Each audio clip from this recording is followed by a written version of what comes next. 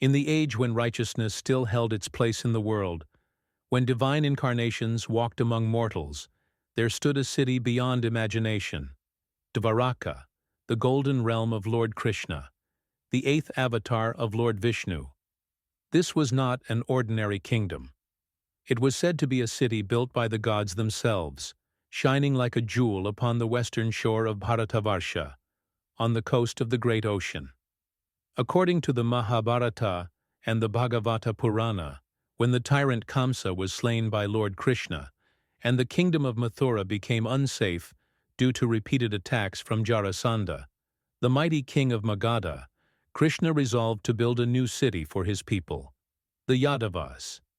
Seeking the counsel of the divine architect Vishwakarma, the Lord requested a place that would be free from war, destruction, and the interference of earthly kings.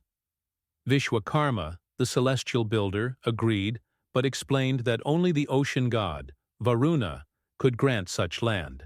Lord Krishna meditated upon Varuna, and the ocean deity appeared before him, bowing in reverence. Varuna granted him 12 yojanas of land beneath the sea. The ocean receded, and upon that new land Vishwakarma constructed a magnificent city, Dvārakā, meaning the city of many gates. It is described in the Harivamsa Purāṇa and Skanda Purāṇa that the city had broad avenues lined with gold and gems, palaces made of crystal, gates adorned with pearls, and gardens where celestial birds sang. Each residence glowed with a divine light, and every tower touched the clouds. The harbor was busy with ships arriving from distant lands, bringing precious stones, silks, and fragrant woods. It was said that the glow of Dvārakā could be seen far from the shore, as if the earth itself had captured a piece of the heavens. The Yadavas lived there in prosperity and peace, under the divine rule of Lord Krishna. Dvārakā became not only a city of power, but a center of dharma. The Lord's palace, Sudharma Sabha, was filled with sages, warriors, and kings who sought his counsel. Even gods visited the city to witness its beauty, and Narada Muni, the eternal wanderer, often spoke of Dvārakā as Vaikuntha on earth. Years passed, and the time came when the great Kurukshetra war erupted. Lord Krishna served as Arjuna's charioteer and divine guide. After the war ended, and the Pandavas ruled in peace, the wheel of time continued to turn. The Yadavas, blessed with immense power and prosperity, began to grow arrogant. The curse of fate had already been set into motion. According to the Mausala Parva of the Mahābhārata, one day, the sages Vishwamitra, Kanva, and Narada visited Dvārakā. The mischievous Yadava youth Samba disguised himself as a pregnant woman and mocked the sages, asking them to predict what child she would bear. The sages, angered by the mockery, cursed that Samba would give birth to an iron pestle that would destroy the entire Yadava race. When the curse came true, the iron piece was ground into powder and thrown into the sea. Yet one small shard remained. That shard later became a weapon, setting off a chain of events that would lead to destruction. The Yadavas soon fell into internal conflicts, consumed by anger and intoxication. They fought among themselves, killing each other by the shore with the very iron that had been cursed. Lord Krishna, seeing the prophecy fulfilled, retreated into meditation beneath a tree in the forest. There, a hunter named Jara, mistaking his foot for a deer, shot an arrow. The arrow struck the Lord's mortal body, and Krishna, smiling serenely, left his earthly form, returning to his divine abode, Vaikuntha. With the departure of Lord Krishna, the protective aura that shielded Dvārakā vanished. The Bhāgavata Purāṇa describes how the sea, which had once receded to make room for the city, began to rise again.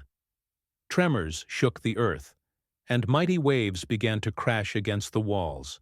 The people who remained fled to safety, watching in despair as the once glorious city began to sink.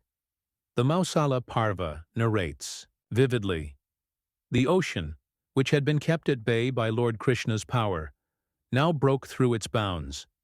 It flooded the streets, covered the palaces, and swallowed the golden city.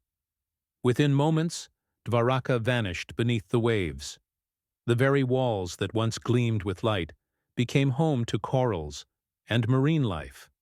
What was once a city of gods now slept beneath the sea, embraced by silence. Many centuries later, the Skanda Purāṇa adds that Dvārakā did not perish, but became a sacred city beneath the ocean, still existing in the subtle realms.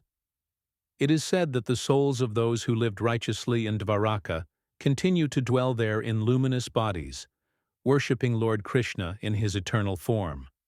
In that underwater world, divine music is said to echo through coral halls, and lotus gardens bloom beneath the waves. The symbolism of Dvārakā's sinking carries profound meaning in Hindu cosmology. It marks the transition from the Dvāpara Yuga to the Kali Yuga, the age of decline. It represents the eternal truth that every age, no matter how glorious, must come to an end. Even the cities of gods dissolve into the cosmic ocean, reminding humanity that nothing in the material world is everlasting. In the Vishnu Purāṇa, this theme is expanded upon. The ocean's reclamation of Dvārakā is not punishment, but restoration. The land borrowed from the sea was returned, as all creation eventually returns to the source. Lord Krishna's mission on earth was complete. Dharma had been restored, and now the divine play had ended. Centuries later, explorers and marine archaeologists began to uncover remains off the coast of Dvārakā in Gujarat. Stone walls, pillars, and anchors were found deep under the Arabian Sea. These findings, though still debated, gave life to the ancient descriptions found in the Purānas. Many devotees believe that these ruins are indeed remnants of the lost city of Lord Krishna, sleeping beneath the waves as a reminder of divine mystery.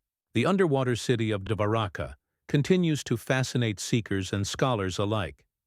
To devotees, it remains a symbol of divine perfection, a realm that was too pure for the world of men.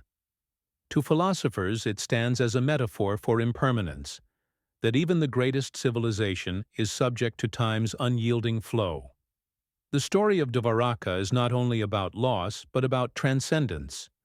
For though the city sank, the teachings of Lord Krishna, the essence of the Bhagavad Gita, continue to illuminate the hearts of millions. The physical city may lie buried beneath the sea, but its spiritual light remains eternal, undimmed by time or tide. And so, in the depths of the ocean, Dvārakā sleeps, a golden dream resting under blue waters. The waves that wash over it are like pages of memory, whispering the story of the Lord who built, ruled, and then allowed his kingdom to dissolve. For creation and dissolution are but two breaths of the same divine rhythm. If you enjoyed this story, don't forget to like, share, and subscribe to Mythology Medley. Click the bell icon for more such amazing mythological content.